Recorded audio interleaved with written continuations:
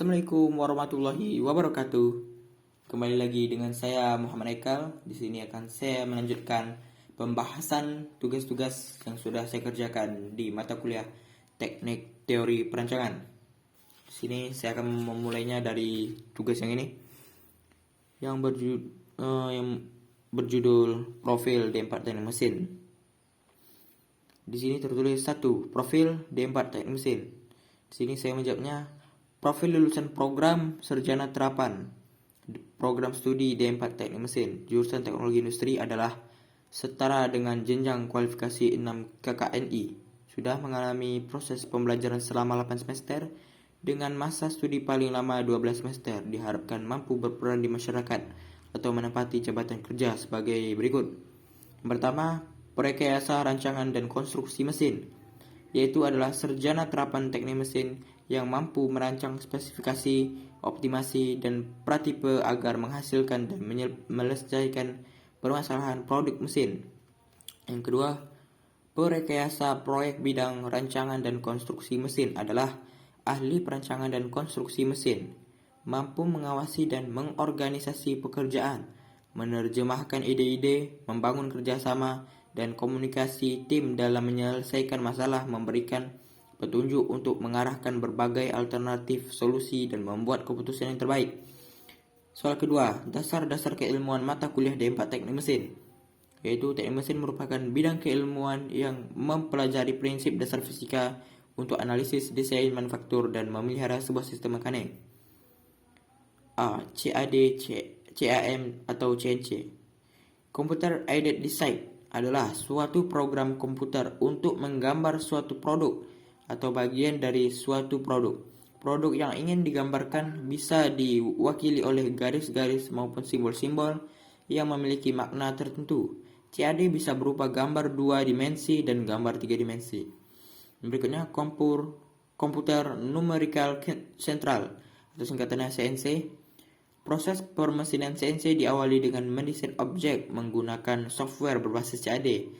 Kemudian diteruskan ke dalam proses manufacturing menggunakan software berbasis Computer Aided Manufacturing, yaitu sebuah teknologi aplikasi yang menggunakan perangkat lunak komputer dan mesin untuk memfasilitasi dan mengotomatisasi proses manufaktur. B. Perancangan dan pengembangan produk menjadi salah satu dasar konsentrasi manajemen dan rekayasa sistem manufaktur.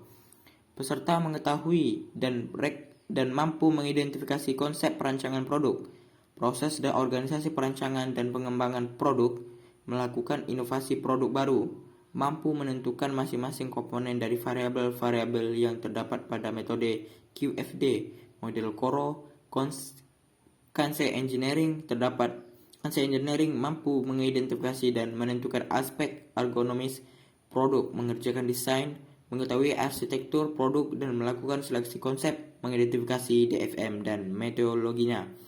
C. Kinematika dan dinamika merupakan dua cabang ilmu fisika yang mampu dalam ruang lingkup mekanika.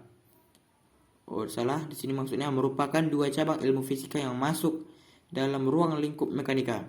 Secara definisi, kinematika merupakan cabang ilmu fisika yang mempelajari tentang gerak benda tanpa memperhitungkan penyebab terjadinya gerak benda tersebut.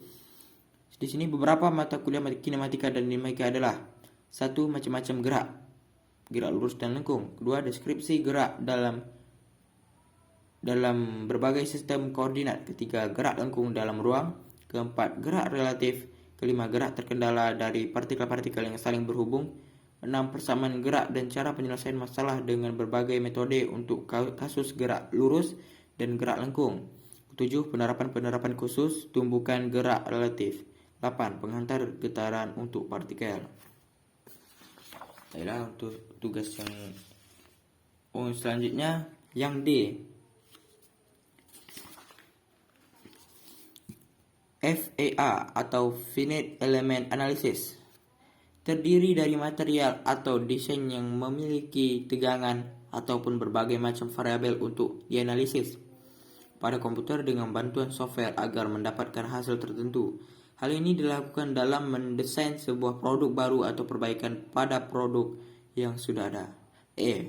Metodologi perancangan, yaitu proses dalam merancang bangunan meliputi pengumpulan data, analisis, sintesis, konsep, drawing, dan perancangan arsitektur, data, dan fakta. Merupakan suatu hal yang terjadi menjadi dasar atau sumber ide dalam perancangan.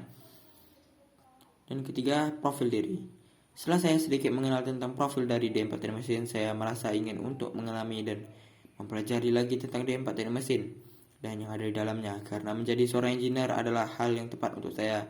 Dan rencana kedepannya setelah lulus nanti saya ingin bergabung atau bekerja di dunia industri, contohnya PT Pertamina, PT Petrogas, dan PT Freeport.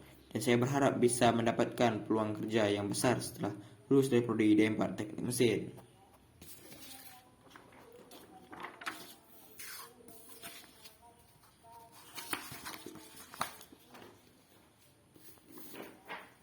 Baiklah, saya akan melanjutkan ke tugas yang berikutnya.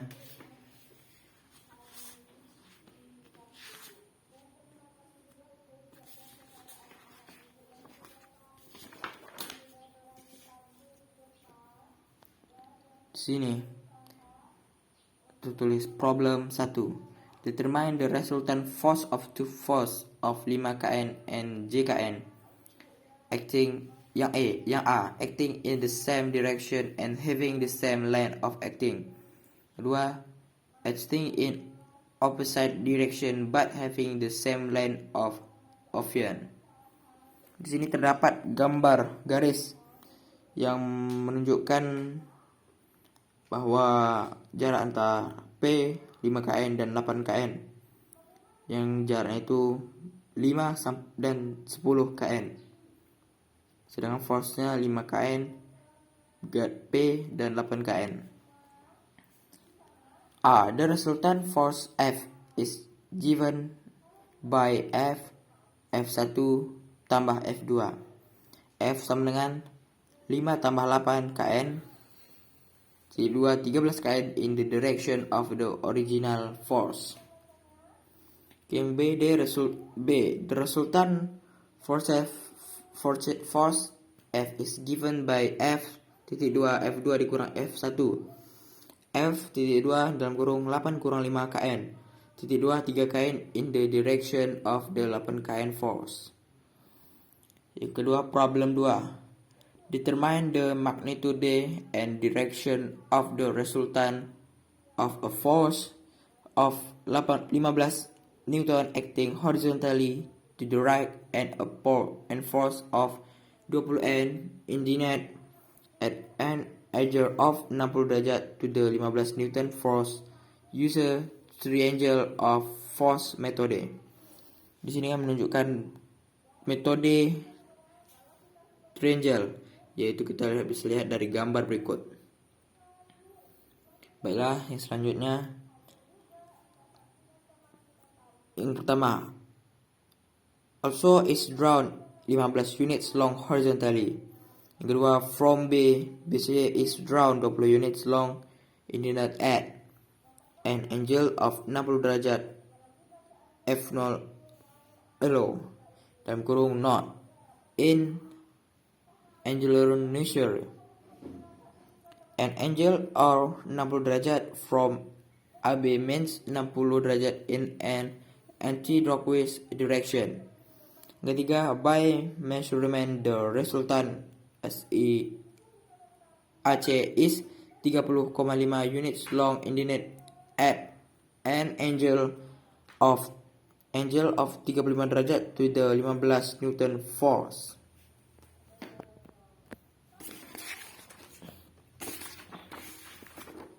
Problem 3. Find the magnitude and direction of the two force given using the triangle or force method. First force 1,5 kN acting at an angle of 30 derajat. Second force kedua 3,7 kN acting at an angle of minus 45 derajat. Di sini penjelasannya dari problem 3 dapat dilihat dari gambar berikut. Baiklah, lanjut ke problem 4. Use the parallelogram of the force method to find the magnitude and direction of the resultant of a force of 250 Newton acting at an angle of 135 derajat and a force of 400 Newton acting at an angle of min 120. Dari problem 4 kita bisa melihatnya dari gambar berikut. Lanjut ke problem 5. Use the cosine dan sinus rules to determine the magnitude and direction of a force of 8 kN acting at an angle of 50 derajat to the horizontal and force of 5 kN acting at an angle of 30 derajat to the horizontal. Bisa dilihat dari gambar berikut. Di sini yang gambar A space diagram dan yang B ini dia.